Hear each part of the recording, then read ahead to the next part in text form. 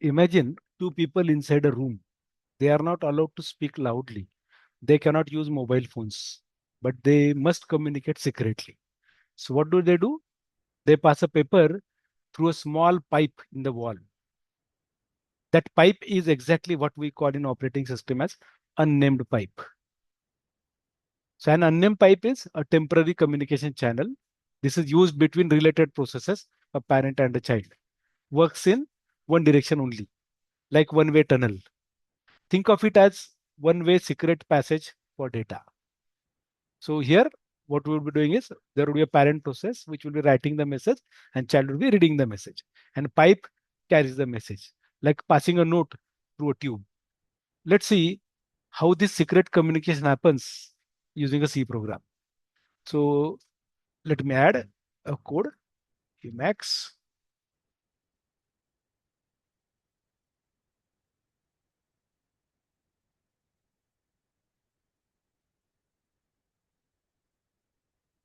So here, like the code that we'll be using is as follows. So let me type the code. So let me include header files, hash include stdio.h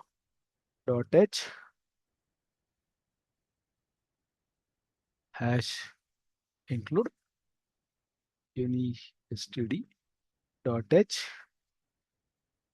hash include stdlib.h. Correct.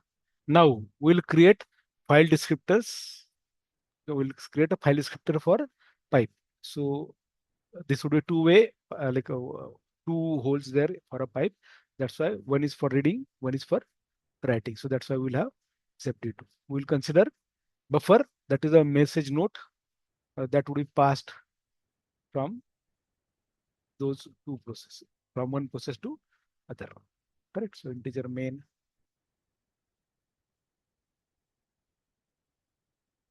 int.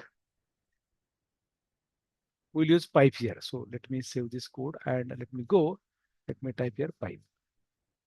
Now this pipe is a system call. So which is used for creating a pipe. Here, like when we do talk about this pipe, this unidirectional data channel that can be used for interprocess communication. This array pipe FD is used to return two file descriptors referring to the ends of the pipe, both the pipes. Like that's why we had this array created here, like integer FD2. Fine. This is for two ends of that pipe. So this is a pipe system call that we'll be using. So we'll pass this FD as a parameter to it. And if it is -1, so we'll say that, sorry, it should be if. So if this is the error, then we will use p-error function, which we used earlier. Okay. Pipe creation failed. Double quotes, exit 1. So if due to some reason, say the pipe cannot be created, it will return there. If fork equal to 0, so we were working with the child process. So we will close first the door from the right end. Correct. So where our parent would be writing and child would be reading. Correct. So close FD1. Now read from FD0. What is to be read? So buffer, then size of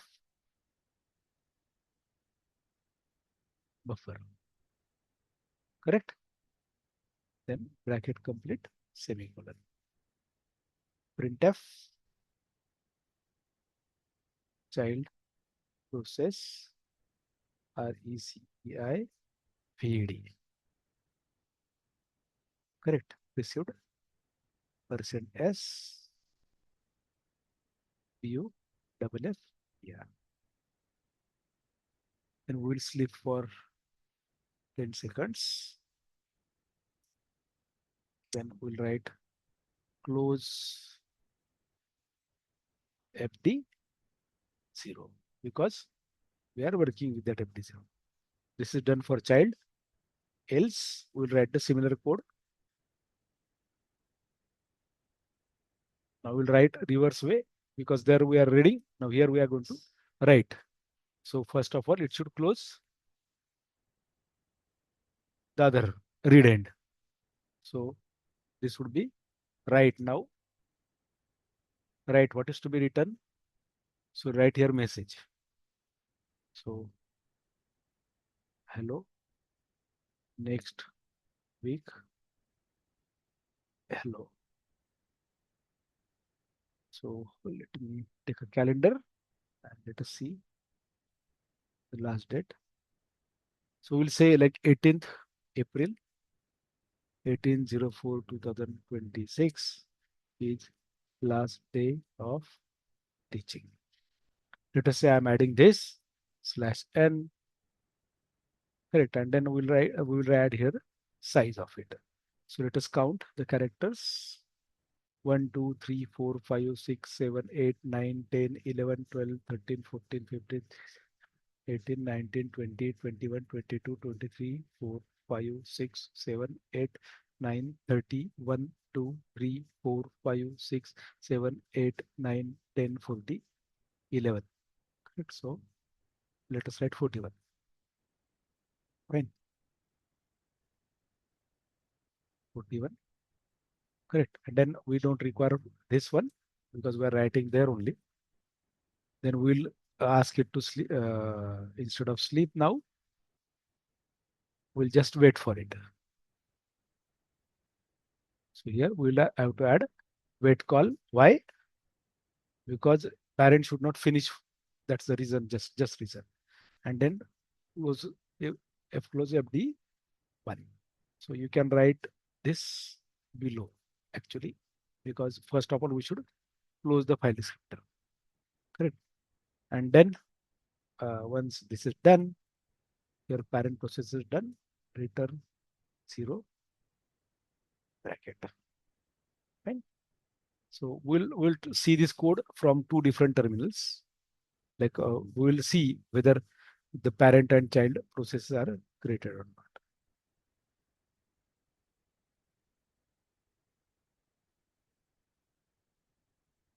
So